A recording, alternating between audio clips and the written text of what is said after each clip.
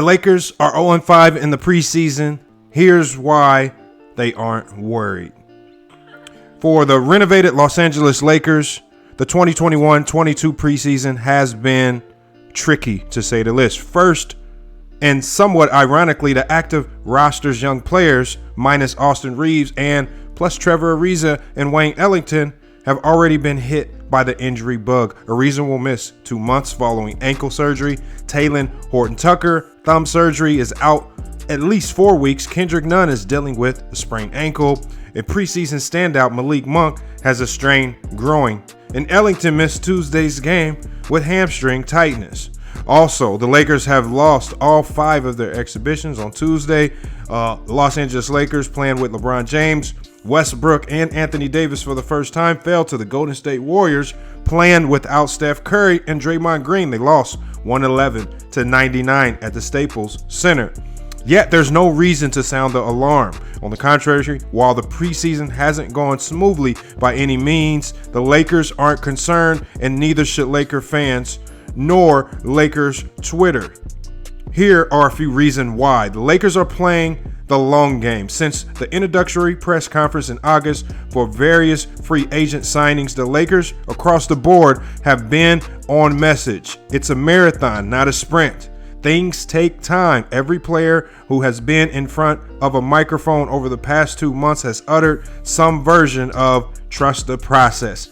They know an active roster with 11 new players won't mesh right away, nor anytime soon. Numerous Lakers, including Carmelo Anthony, Russell Westbrook, LeBron James, have talked about embracing the journey and challenge of building championship chemistry over the long haul rather than stress immediacy. It's going to take a minute for us to become a team that we know we are going to be capable of being, said LeBron James after Tuesday's game. We're going to have moments where we're not quite right. We may take steps backwards. I think noting is worth having if it's not working for us. It could take all year to really be at our best, and ideally, that's when we are at our best going into the playoffs, Frank Vogel stated. The number 2 reason is that LeBron James, Russell Westbrook, and Anthony Davis showed promise versus Golden State. Yes, the Lakers, by their own admission, are turning the ball over too much, even for the preseason.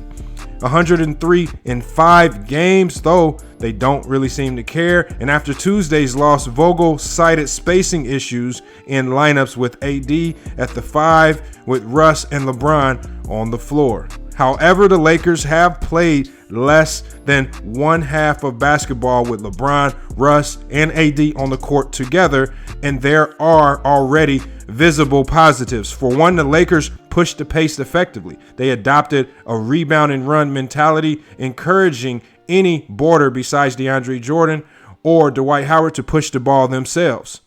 It led to good looks and quick buckets or opportunities. They want to be the most devastating transition team in basketball when the 360 trio is out there on the court, and we saw glimpses of that potentially Tuesday. Anthony Davis in particular looked as athletic and dominant as he's been since the bubble. Anthony Davis dropped 20 points on 7-12 shooting, aggressively ran the floor, changed shots at the rim on defense, and skied way above the rim on offense. We saw some great things with LeBron and Russ in action as well. AD even mentioned there are endless possibilities with the things we can do on the court. The Lakers are revamping their offense and implementing all sorts of new actions too. Here, we saw Westbrook step to the right, drilled open threes, and this is what the Lakers want him to do. He finished with 10 points, 10 rebounds, 6 assists, but 5 turnovers. All right. Anthony Davis further stated we had some good spurts. Obviously, it's the first game, but there are some good things that we can take from it. We can be a little encouraged by it. The number three issue is that injuries aren't too crippling. The Lakers, 2 substantial injuries, Ariza and Talen Horton-Tucker, they are deflating, but not extremely serious. Both players should recover before the end of November, and other ailments on the team are minor. Preseason results are a crapshoot, but one could see the Lakers winning the Warriors game had they had more role players available. They lost the game in the second half once they set their stars and went straight into a rookie-heavy lineup, while the Warriors had more proven NBA players on the floor. Yes, it's a lengthy injury report before opening day, but there will be time to work everybody back into form, perhaps by Christmas. As LeBron stressed after the game on Tuesday, you can always build cohesiveness in the film room. Number 4, the supporting cast has mostly impressed. Before going down, Malik Monk had been the Lakers' bright spot of the preseason, a development that turned out not to be a fluke with THT in 2020.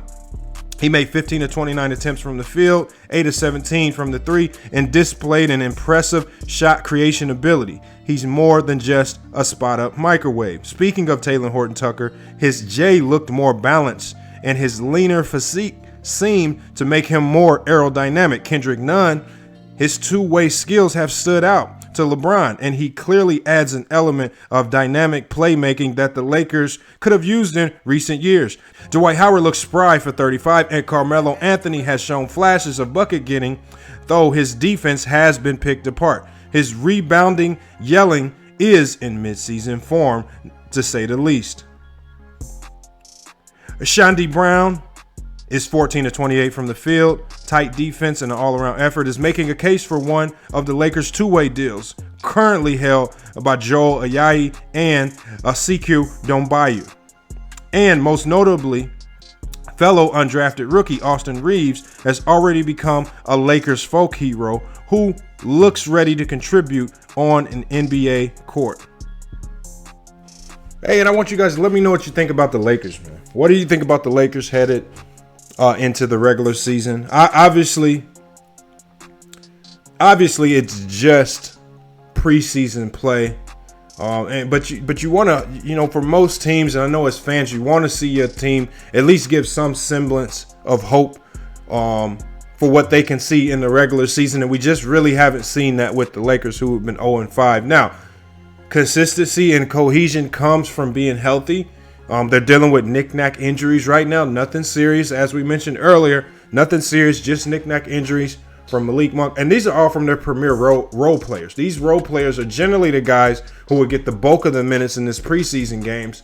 And they haven't been able to do so because of these knick-knack injuries. Wayne Ellington, Malik Monk, Kendrick Nunn, all of these guys, Talen Horton-Tucker, Trevor, Ariza, they're all dealing with knick-knack injuries, which are going to affect chemistry. Chemistry is primarily coming off the bench. And as I've always predicted, I don't expect to see this Laker team hit optimal form until January, close to the All-Star break or maybe after the All-Star break. Hopefully they can get guys back healthy. Hopefully they can simply stay healthy as a unit. I think in this particular sense, it's much better to put the bulk of the workload on Russ, AD, and LeBron early in the season. And then as these guys come back, maybe you can find ways to give those guys rest heading into the stretch of the season as you head into the playoffs. So that would probably be the best thing. But luckily, nothing that they're dealing right now is serious. Everyone that's dealing with something looks to come back. But hey, what are your thoughts? What are your thoughts on the Lakers? Is this preseason an indication of what we can expect during the regular season? All right. That's the key question. So you guys, let me know your thoughts. Let me know your thoughts in the comments. Obviously, my thoughts are the Lakers will be fine. I still predict this team is going to win 50 to 59 games, close to 60 maybe if everything goes perfectly. But again, I just don't see any reason to raise the alarm if you're a Laker fan. You got 3 MVP caliber players, 2 superstars, and an all-star. I mean, again, most teams would die to have this type of roster. And I think the Lakers are still in great shape, even though they're dealing with a myriad of problems right now.